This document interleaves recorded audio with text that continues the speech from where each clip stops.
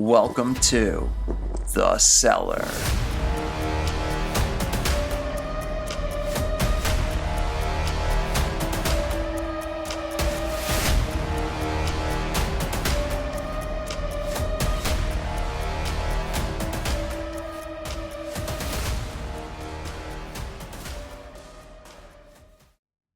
Welcome back to The Cellar. As you can tell, I'm doing something a little different with this video. I haven't been feeling the best the last few days, so I've spent some time on the couch watching some new movies. One of those new films I got my hands on is the new VHS Beyond. I've always been a pretty big fan of the VHS series as a whole. The first two films in particular were very good and had some very memorable segments. From the third film on, the quality has definitely varied, with each film having some segments that are stronger than the others. I will say right up front, I feel like VHS Beyond is the strongest film from start to finish in the entire series. Now, does it have the high points that the first two films had? I think it's debatable, but overall, I enjoyed every segment in this film, which is something I can't say about the last few films in the VHS franchise. Now, I'm a sucker for horror anthology series. The first two Creepshow movies are something I watched every year around Halloween when I was younger, and I'm always craving a new horror-style anthology. I don't feel like we ever get enough of them, so I was pretty pumped when I saw that a new VHS film had dropped over on Shudder. Now, for those of you that aren't familiar with the VHS franchise, typically the film has an overarching story that runs from beginning to end. Then within the film, there's these VHS tapes that are discovered. Those tapes are then played, and we get each segment. Typically, each segment is written and directed by a completely different person, so we get some very interesting ideas and overall stories. What I'd like to do now is dive into each one of those segments a bit. As I said, there will be some spoilers within this video. I'm going to try not to spoil everything, but it's hard to talk about it all without getting into some of the detail. On that note, let's dive into segment 1, which is titled Stork. Now, Stork is directed by Jordan Downey and written by Jordan Downey and Kevin Stewart. To give you an idea of what the story is about, I will give you a little synopsis here. Amidst a string of baby disappearances, a police unit dubbed Warden gathers late at night after having narrowed down the location of the missing infants. They bring in their newest member, Segura, who is tasked with filming throughout the night. You also find out early on that one of the members of the team happens to be the father of one of the missing infants. The team sets off to a decrepit house where all hell breaks loose. My best way of describing this segment is to say, Left 4 Dead meets Resident Evil. This particular segment was a ton of fun. As soon as the cops get to the house, they go in guns blazing, and there's zombie-like creatures around every corner. You eventually find a weird meteor that crashed into the house, and it looks like some kind of creature crawled out of it. As the team make their way up into the attic of the house, they finally locate the missing kids, and the reason why all of this is happening. I will say by the end, you will understand why this segment is titled Stork. Now, what's great about this segment is it moves at a brisk pace. It seems to be all practical effects for the most part, which is awesome. It's very gory. It's just a lot of fun. Now, is it the best VHS segment? No. But is it a lot of fun from start to finish? I'd say 100%. I think having the film start off with this particular segment was genius. The fast-paced nature of it really puts you into the film right off the rip, and by the end, you're prepared and ready for the ride this film will take you on. For me, this segment was a solid 7.5 out of 10. Now, the next segment is Dream Girl. This is directed by Virat Pal and written by Virat Pal and Evan Dixon. To give a little synopsis, Mumbai native paparazzi Arnab and Sanu are given a tip to get footage of the latest Bollywood sensation Tara. Arnab resents celebrities as he's had dreams of being famous himself, implying that him becoming a paparazzi hound is his way of getting closer. They soon sneak into a filming session of her next movie, which ends abruptly when her manager gets infuriated at the amount of takes the director is using and demands Tara goes on a break. After leaving the set, Arnab sneaks into her trailer and hides in her closet. Tara eventually comes into the trailer while Arnab is hiding in her closet. He eventually discovers something horrifying, which forces him out of the closet and face to face with Tara. Soon, his altercation with the pop star turns into a bloodbath. Now, this was, for me at least, the segment that I wasn't overly big on. I wouldn't say I disliked it, it just wasn't my favorite segment. I think it was competently directed and filmed. The practical effects were once again solid, and I really have zero complaints overall. I just wasn't as captivated by the reveal of what Tara was. I will say the overall bloodbath that ensues is pretty great, and again, the use of practical effects are just the best. I love when directors focus on practical effects over tons of CGI. It's just far more realistic and better done, which is why I love the new Alien Romulus film. The practical effects hold up so much better than some CGI creature. Overall, not a bad segment, but probably the lower point overall of the film. But I will say there's a really fun song and dance within this segment that Tara performs before all hell breaks loose. The song will for sure get stuck in your head. It's fun and catchy, and I like that they took the time to flesh out the whole pop superstar character. Overall, I'd give this segment a 6 out of 10. Segment 3 is Live and Let Die. This one is directed by Justin Martinez and written by Justin Martinez and Ben Turner. The synopsis is, Zach is celebrating his 30th birthday with his wife Jess, best friend Logan, and numerous other acquaintances via skydiving. Just before they're ready to jump out, they spot a UFO and several fighter jets. An alien jumps onto the plane before it collides with the UFO, sending everyone falling towards an orange grove, some being injured or dying from the collision. The survivors on the ground soon come to a realization that maybe the ones who didn't survive the fall were the lucky ones. Now, this segment is definitely a step up from the last one in some areas. The group of friends on a plane getting ready to skydive is fun. They then encounter a UFO, and fighter jets come soaring through, throwing the plane and the group into absolute chaos. I thought the plane crashing and the UFO and people falling to the ground was all really well directed. It's definitely an exhilarating start to the segment. Once they get to the ground, the survivors start to find each other, while they each start to get picked off by the alien that followed them down to Earth. I will say, I was bummed out that the alien was CGI and not practical. I understand why they did this based on the look of the creature and what they needed to achieve. I thought the CGI was pretty decent for a low-budget film, so I really can't complain too much. Also, there's a moment in this segment that actually had me and my wife jump on the couch. I can't remember the last time a jump scare actually got me, but this particular segment successfully made me jump, and that's got to count for something. Overall, segment was fun. It also moved at a brisk pace like segment 1, and as I said in the beginning, there's not a bad segment within this entire film. I would give this segment a 6.5 out of 10.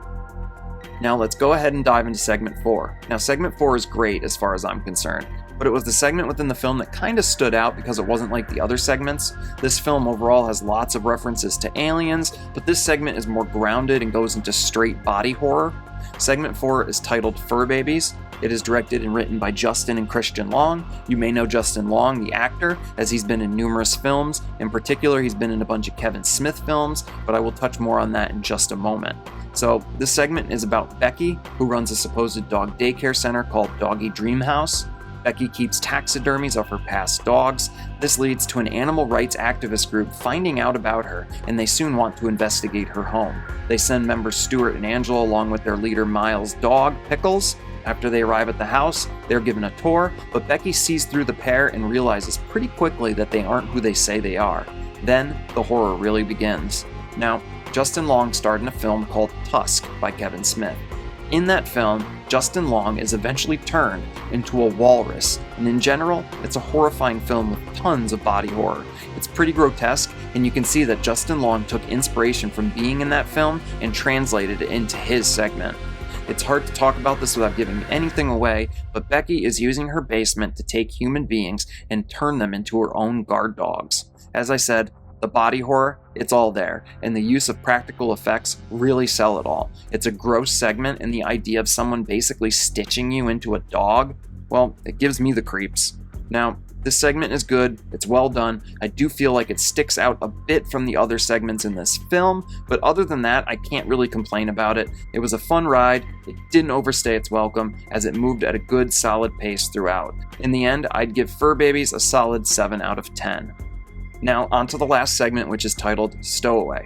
Stowaway is written by Mike Flanagan and directed by his wife, Kate Siegel. You probably know Mike Flanagan as he's a filmmaker known for Dr. Sleep, as well as The Haunting of Hill House and the phenomenal show The Fall of House Usher. If you have not taken the time to watch The Fall of House Usher on Netflix, well, you're missing out big time. It's a great TV show from start to finish. It's one season, and the acting is great, and the story itself will have you wasting your entire weekend binging it. Also, Kate Siegel, who directed this, is Mike's wife, and she has been in a lot of his projects, including The Haunting of Hill House. Going into this segment, I knew Mike Flanagan's work. I think his work is fantastic, so I had high expectations, and I can say I think he and his wife greatly delivered on this one.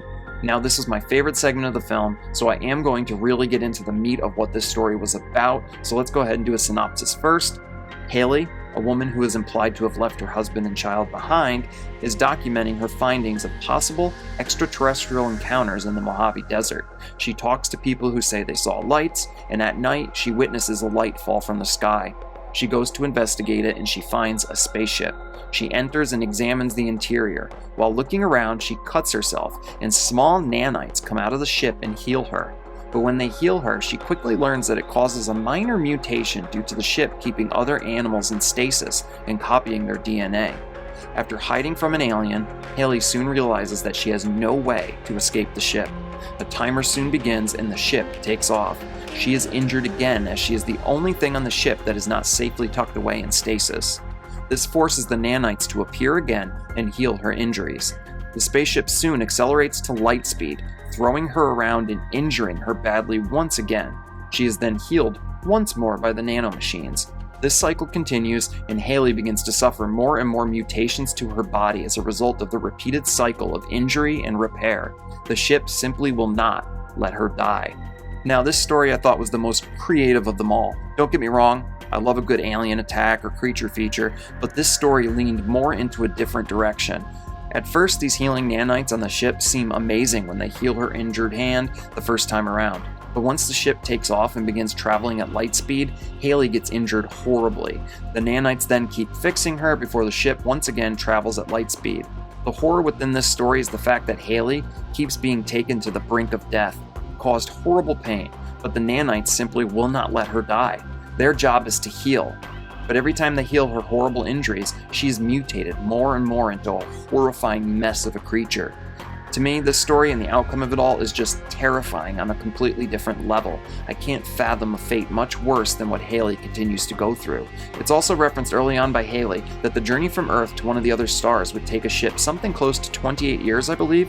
I may not have gotten that 100% correct, but I think this implies that this ship's journey is simply going to take many, many years, which means she is going to continue to suffer and be healed for years, not days, weeks, or months. It's just a horrifying tale, and I think it's one of my favorite in the entire VHS series. In the end, I would give this segment an 8.5 out of 10. My only complaints within this segment was that some of the way it was filmed was really dark, and I wish we could have seen some more of what was going on, but overall my complaints are very minor, and I think this was at a bare minimum one of the top 3 best VHS segments throughout the entire film series. Now, as far as the overarching story within this film, it's directed by Jay Cheel. Throughout the movie, we get these documentary-style segments with interviews and real-life UFO enthusiasts and skeptics. We also get this element discussing a man's disappearance from his family's home where he left behind VHS tapes of a supposed alien encounter. We finally get to see that alien encounter at the end of the film. I thought the overarching story was fine, but personally nothing to write home about. I think the payoff at the end was lackluster, to be frank, and kind of left me going, is that it? I did like the documentary style of storytelling that was used in between the segments. I just think if it had a better payoff, it would have worked for me more.